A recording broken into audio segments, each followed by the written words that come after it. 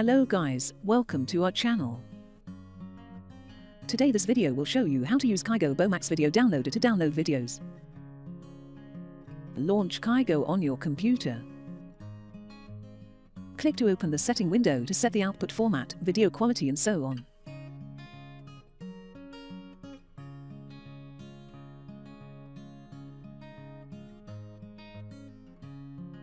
Then close the settings window and come to the main screen.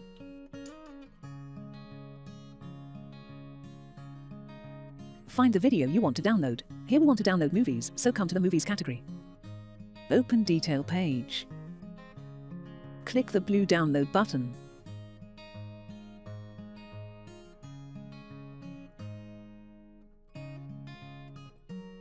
Choose the video quality, audio language and subtitle language.